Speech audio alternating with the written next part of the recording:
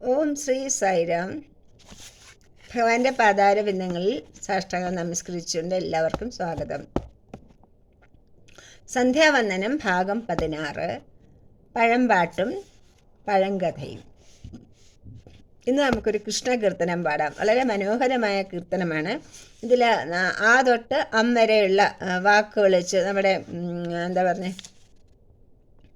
എഴുത്തച്ഛൻ ചെയ്ത മാതിരി, ഹരിനാമ കീർത്തനം ഉണ്ടാക്കിയത് മാതിരി, പിന്നെ ആ തൊട്ട് അം വരെയുള്ള അക്ഷരങ്ങൾ കൊണ്ടിട്ട് ഓരോരോ പാരഗ്രാഫ് ഉണ്ടാക്കിയിരിക്കുന്ന മനോഹരമായൊരു കീർത്തനമാണ്. നമ്മുടെ കീർത്തനങ്ങൾ മിക്കവാറും എല്ലാം അങ്ങനെ തന്നെയാണ്.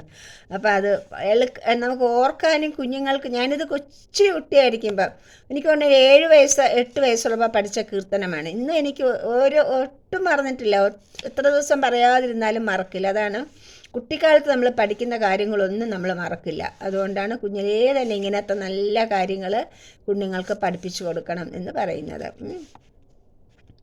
ഗോവിന്ദ രാമ രാമ ഗോപാല കൃഷ്ണ നിന്മേ കാണുമാറരുളേണം ഗോവിന്ദ.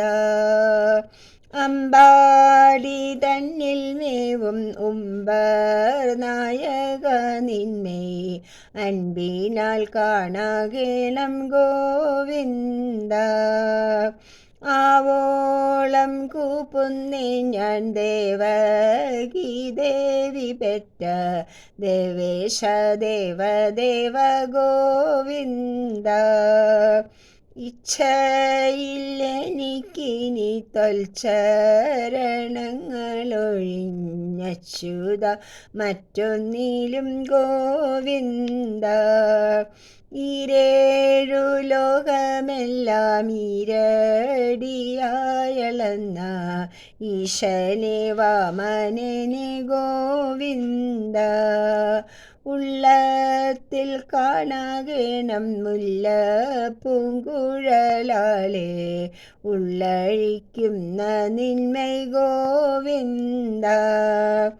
ഊതും വായ്ക്കുഴലുമായി പീതാംബരത്തോടെൻ്റെ ചേതസ്സിൽ കാണാകേണം ഗോവിന്ദ.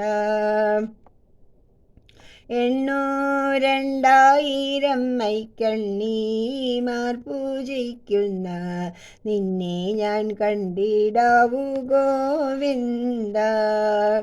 ഏണാങ്കൻ തന്നെ വെല്ലും ചേണാർന്ന തിരുമുഖം ചേതസ്സിൽ കാണാകേണം ഗോവിന്ദ. ഐശ്വര്യദായകനെ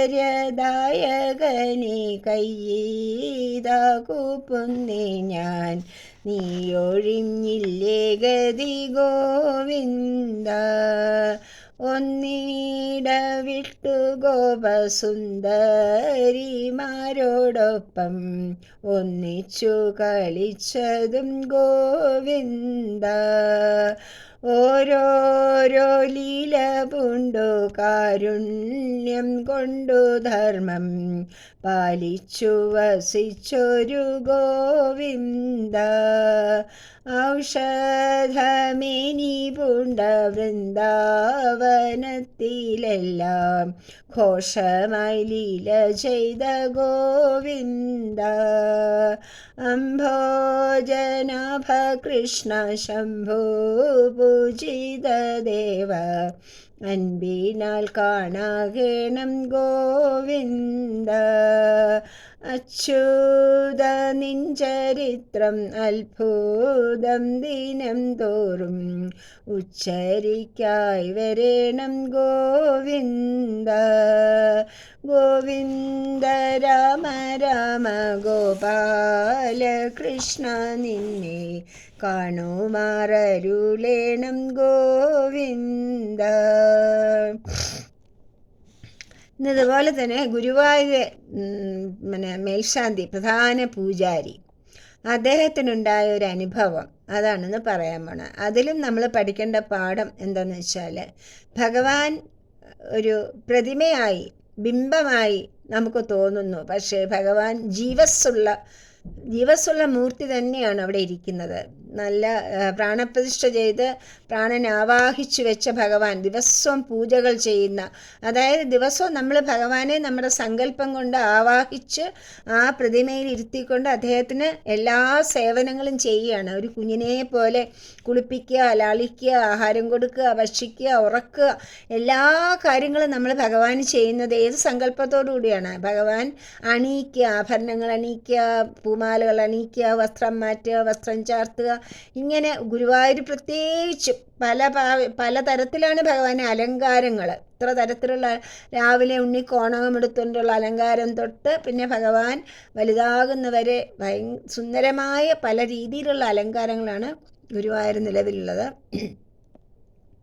അപ്പോൾ അവിടുത്തെ പ്രധാന മേൽശാന്തി ഒരു ദിവസം അദ്ദേഹം അവിടെ പൂജിക്കുന്ന സമയത്ത് ഒരു ദിവസം രാവിലെ നിർമാല്യം മാറ്റുകയാണ്. വാഗച്ചാർത്തിന് മുമ്പ് നിർമാല്യം പിന്നെ അദ്ദേഹത്തിൻ്റെ അഭിഷേകത്തിന് മുമ്പ് നിർമാല്യങ്ങളൊക്കെ മാറ്റണം. അപ്പം നിർമാല്യം മാറ്റാൻ നോക്കുമ്പോഴത്തേക്കും ഭഗവാന്റെ കവിളിലിരിക്കുന്ന ഒരു പൂവിൻ്റെ ഒരു എതള്, ചെറിയ ഒരു എതള് പൂവിങ്ങനെ പറ്റിയിരിക്കണു.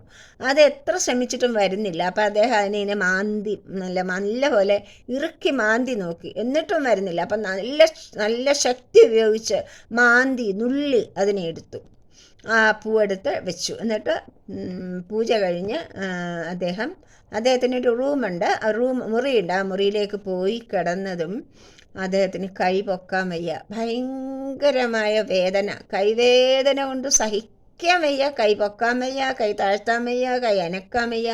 വല്ലാത്ത വേദന അനുഭവിച്ച് അദ്ദേഹം തൈലങ്ങൾ പറ്റി നോക്കണു, വൈദ്യം വരണു, ഒന്നുകൊണ്ടും ഒരു ഗുണവും ഉണ്ടാവുന്നില്ല. അങ്ങനെ വളരെ സങ്കടപ്പെട്ട് എന്താണ് കൃഷ്ണ ഇങ്ങനെ ഉണ്ടായത്, എനിക്ക് മനസ്സിലാവണില്ല കൃഷ്ണ, എന്ത് തെറ്റാണ് ചെയ്തതെന്നൊക്കെ പറഞ്ഞ് വളരെ സങ്കടപ്പെട്ട് അദ്ദേഹം ഇങ്ങനെ കിടക്കുമ്പോഴാണ് ഒരു ഉണ്ണിക്കണ്ണൻ അവിടെ വന്നിട്ട് പറഞ്ഞു, അതെന്താണെന്നറിയാമോ? അത് എന്നെ വേദനിപ്പിച്ചില്ലേ? എന്നെ വേദനിപ്പിച്ചപ്പോൾ എനിക്ക് എന്തുമാത്രം വേദനിച്ചു.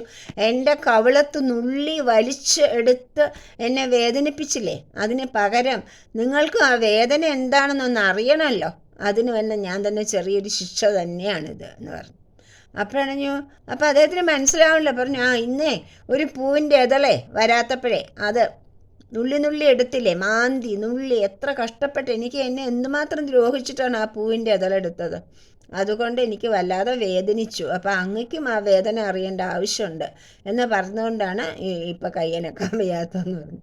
അപ്പോൾ സംസ്ഥാപരാതെ ക്ഷമിക്കണേ കൃഷ്ണ, എനിക്ക് മനസ്സിലായിരുന്നില്ല, എൻ്റെ അജ്ഞാനം കൊണ്ട് അറിവില്ലായ്മ കൊണ്ടുണ്ടായ തെറ്റാണ്, ഇനി ഒരിക്കലും അങ്ങനെയൊന്നും ഉണ്ടാവില്ല കൃഷ്ണ എന്ന് പറഞ്ഞു. ഭഗവാൻ പതുക്കെ ആ ഉണ്ണി ഭഗവാൻ പ്രത്യക്ഷനാവുകയാണ്. ഭഗവാൻ എന്തൊരു ഭാഗ്യവാനാണെന്ന് നോക്കിക്കോളൂ. അതായത് ആ സാധന, ഭഗവാനെ പൂജിക്കുക 24 മണിക്കൂറും. രാവിലെ പിന്നെ ഗുരുവായൂരിലെ പ്രധാന തന്ത്രി 6 മാസത്തേക്കാണ് നിയമിക്കുന്നത്. അവർക്ക് രാവിലെ 2 മണി തൊട്ട് രാത്രി അർദ്ധരാത്രി വരെ ഒരു തരത്തിലും ഭക്ഷണം കഴിക്കുകയോ വെള്ളം കുടിക്കുന്നത് പോലും വളരെ വളരെ വളരെ താമസിച്ചിട്ടൊക്കെ അവർക്ക് പറ്റുള്ളൂ. അവർക്ക് പുറത്തിറങ്ങാൻ പാടില്ല, ഒരുപാട് നിയമങ്ങളുണ്ട് അവർക്ക്.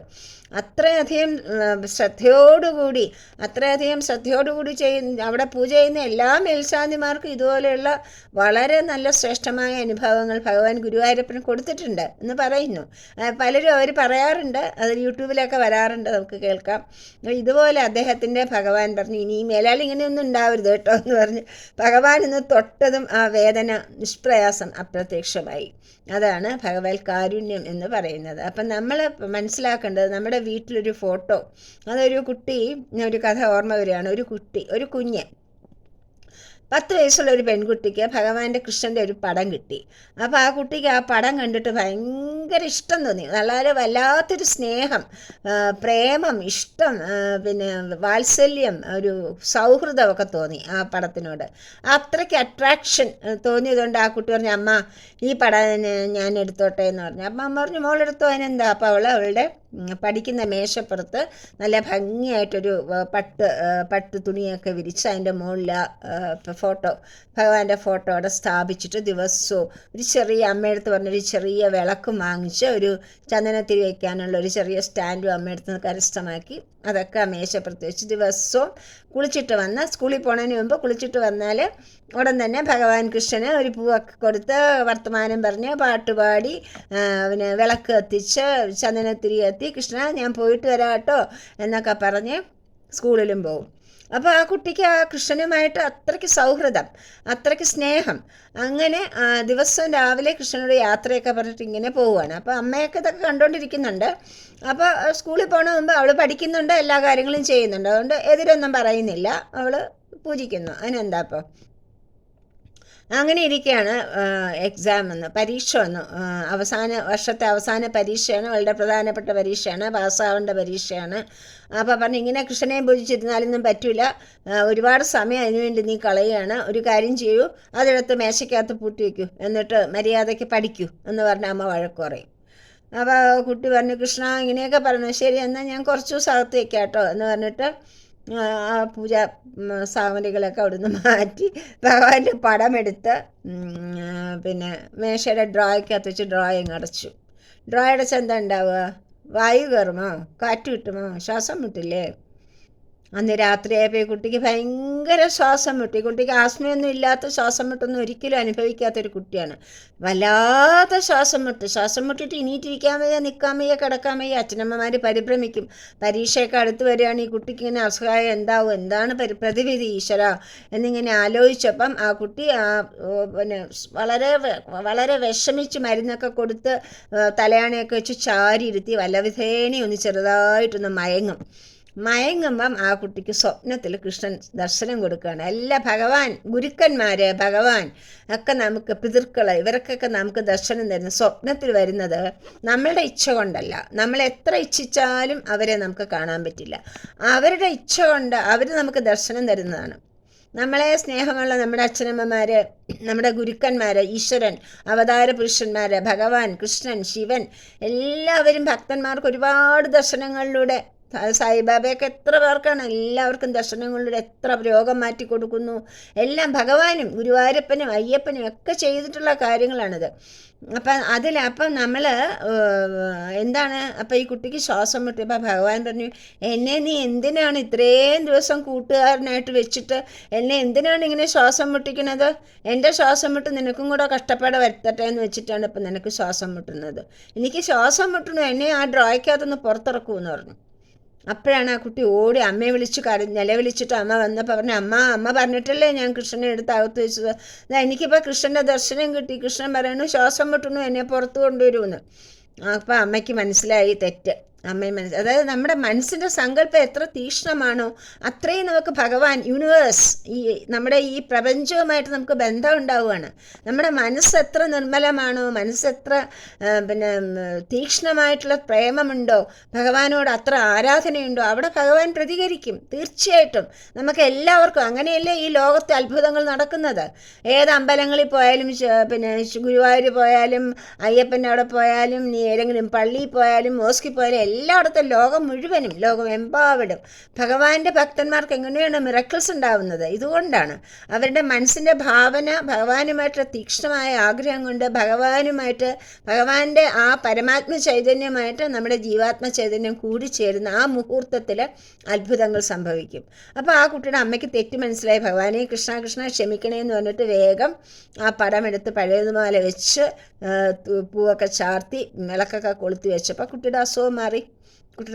അപ്പം നമ്മൾ കളിക്ക് പോലും കുഞ്ഞുങ്ങളൊക്കെ ചുമ്മാ കളിക്കൊന്നും എടുത്തിട്ട് കളിയായിട്ട് ഒരു കാര്യവും പൂജാ കാര്യങ്ങൾ ചെയ്യാൻ പാടില്ല. സീരിയസ് ആയിട്ട് ചെയ്യണം. അത് ഒരു 10 ദിവസം ചെയ്തു പിന്നെ ചെയ്യാതിരിക്കുക, അങ്ങനെയൊന്നും നമ്മൾ ചെയ്യാൻ പാടില്ല. അതൊക്കെ നമ്മൾ ആവശ്യമില്ലാത്ത സങ്കടങ്ങൾ ഒന്നുകിൽ ചെയ്യാതിരിക്കുക, ഇല്ലെങ്കിൽ നമ്മൾ ഭഗവാനായിട്ട് സങ്കല്പിച്ച് ചെയ്തു പോയാൽ പിന്നെ അത് നമ്മൾ തുടർച്ചയായിട്ട് ചെയ്യണം. ഏത് കാര്യങ്ങളും അങ്ങനെയുള്ള ഒരു ആചാരങ്ങൾ നമ്മൾ അനുഷ്ഠിക്കുമ്പം അതിന് അത്രത്തോളം നമ്മൾ ശുദ്ധമായിട്ടും വൃത്തിയായിട്ടും ആചാരങ്ങൾ ചെയ്യണം. അങ്ങനെ ചെയ്യാനുള്ള നമുക്ക് കഴിവില്ലെങ്കിൽ നമ്മൾ ചെയ്യാതിരുന്നാലും ഭഗവാന് കുഴപ്പമൊന്നുമില്ല. ചെയ്തിട്ട് അതിനെ നമ്മൾ നിരാകരിക്കുമ്പോഴാണ് നമുക്ക് നമ്മുടെ ഉള്ളിൽ തന്നെയല്ലേ ഭഗവാൻ ഇരിക്കുന്നത്, അവിടെ നമ്മുടെ മനസാക്ഷി തന്നെയാണ് പ്രതികരിക്കുന്നത്. മനസ്സാക്ഷി തന്നെയാണ് പ്രതികരിക്കുന്നത്, നമ്മൾ അറിയുന്നില്ല. അവബോധ മനസ്സിൽ നമ്മുടെ മനസ്സാക്ഷി പ്രവർത്തിക്കുമ്പോൾ നമുക്കിങ്ങനെയുള്ള അനുഭവങ്ങളൊക്കെ ഉണ്ടാകുന്നു. അപ്പോൾ അതുകൊണ്ട് ഏത് കാര്യവും ഭഗവാനെ ഒരിക്കലും പടമായിട്ടോ ഒരു ചിത്രമായിട്ടോ അല്ലെങ്കിൽ ഒരു ഇതായിട്ടോ ഒരു പ്രതിമയായിട്ടോ ഒന്നും കാണരുത്. ഭഗവാനെ നമ്മൾ ഭഗവാൻ എന്ന് പറഞ്ഞ് കൊണ്ടുവരികയാണെങ്കിൽ ഭഗവാനായിട്ട് തന്നെ കാണണം. അതല്ല പ്രതിമയായിട്ട് നിങ്ങൾ വെച്ചോളൂ, ഭഗവാന് കുഴപ്പമൊന്നുമില്ല. നിങ്ങൾ ഷോക്കേസിൽ എവിടെ വേണമെങ്കിലും ഭഗവാനെ കൊണ്ട് വെച്ചോളൂ, ഭഗവാൻ ഒരു കുഴപ്പമില്ല. കൃഷ്ണൻ്റെ പ്രതിമയൊക്കെ ഭഗവാനെന്ന് വിചാരിച്ച് വെച്ച് പോയാൽ അപ്പം നമ്മൾ അത്രയും തന്നെ ശ്രദ്ധ കൊടുക്കണം എന്നുള്ളതാണ് എൻ്റെ അർത്ഥം. അതാണ് നമ്മൾ മനസ്സിലാക്കേണ്ടത്. എല്ലാവർക്കും നല്ലത് വരട്ടെ എന്ന് പ്രാർത്ഥിച്ചുകൊണ്ട് സായിരാം.